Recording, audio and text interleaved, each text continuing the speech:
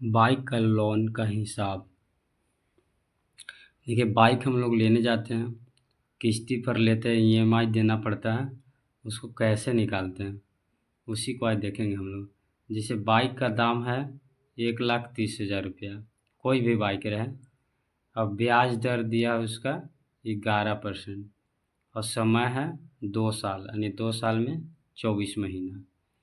तो ईएमआई कितना होगा, यानी कितना देना पड़ेगा उसके लिए। एक एक देखिए, एक होता है ईएमआई, एक होता है डाउन पेमेंट। ईएमआई जो हर महीना किस्त जमा करते हैं, और डाउन पेमेंट, मान लीजिए कि डाउन पेमेंट हम गाड़ी लेने गए हैं, और कुछ तो जमा करते हैं ना।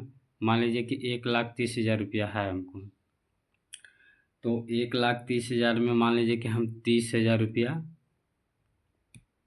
30,000 डाउन पेमेंट कर दिए।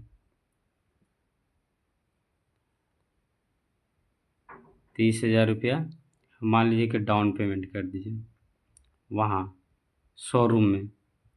मान लीजिए कि शोरूम में हम 30,000 रुपया डाउन पेमेंट कर दिए उसको, तो हमके पास बचा कितना। तो 1,30,000 में से 30,000 माइनस कर लेंगे, तो बचेगा 1,00,000 रुपया। तो जैसे कि 1,00,000 रुपया पर अब ईएमआई चलेगा ना, जो डाउन पेमेंट हो जाता है उससे हटा दिया जाता है।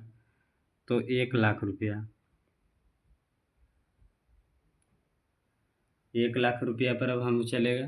और ब्याज दर कितना देगा, 1,00,000 पर ही ना अब लगेगा। तो ब्याज दर इसका मान लीजिए कि दिया है, ब्याज दर, ब्याज दर है इसका 11% के हिसाब से। ब्याज दर 11% ले रहा है, यानी 1,00,000 रुपया,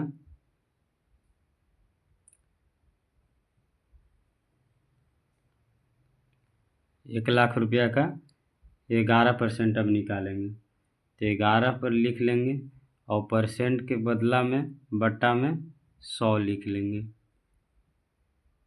अब यहाँ देखिए, एक जीरो से एक जीरो काट लेंगे, एक जीरो से एक जीरो काट लेंगे।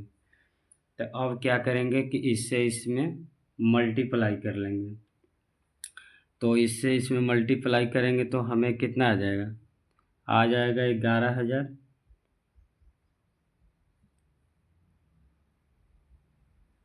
11,000 रुपया। तो ये जो 11,000 रुपया आया हमको, ये है 1 साल के, 1 साल के, 1 साल को हमको 11,000 रुपया। और यहाँ है 2 साल, तो गुने 2 कर लें इसको, इसको इसी में गुने 2 कर लें। अगर गुने गुने 2 करते हैं इसको, तो हो जाएगा 22,000 रुपया।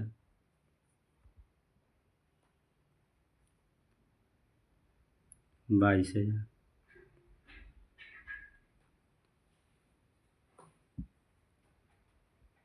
22,000, सॉरी,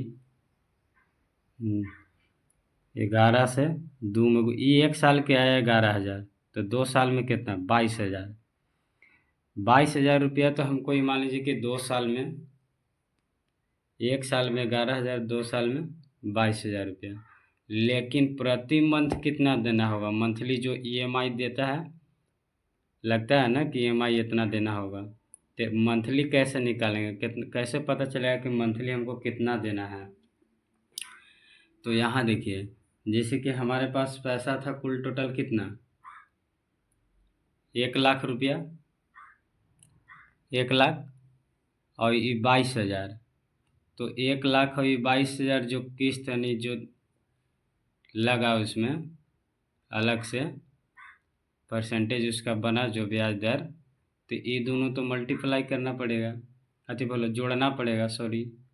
कहा है कि ये तो हमको ब्याज लग जा रहा है 22,000 रुपया, अब 1,00,000 रुपया अभी बाकी भी है डाउन पेमेंट छोड़ के। तो क्या करेंगे कि 1,22,000 रुपया हमको कुल टोटल हुआ, 1,00,000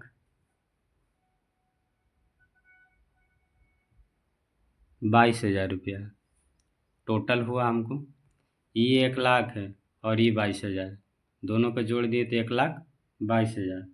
तो 1,22,000 हमको मान लीजिए कि साल में होता है 24 महीना, तो 24 से हम क्या करते हैं कि डिवाइड कर देंगे, तो एक मंथ को हमको निकल जाएगा कि एक मंथ में कितना होगा।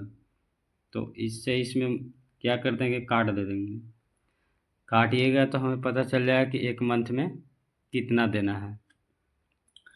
तो इसके काटने के बाद आ जाएगा 5,083.57 मैंने पॉइंट में जाएगा। तो मान लीजिए कि हम इसको ही मान लेते हैं, पॉइंट को हम न लिखेंगे। तो हमको मंथली कितना जमा करना होगा, मंथली हमको 5,083 रुपया जमा करना पड़ेगा। सबका अलग अलग रहता है ब्याज दर, सबका EMI अलग अलग लगता है।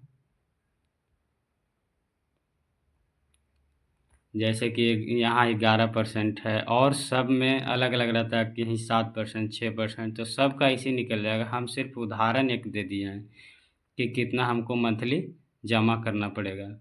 तो हमें मंथली जमा करना पड़ेगा 5,083 रुपया। Thank you.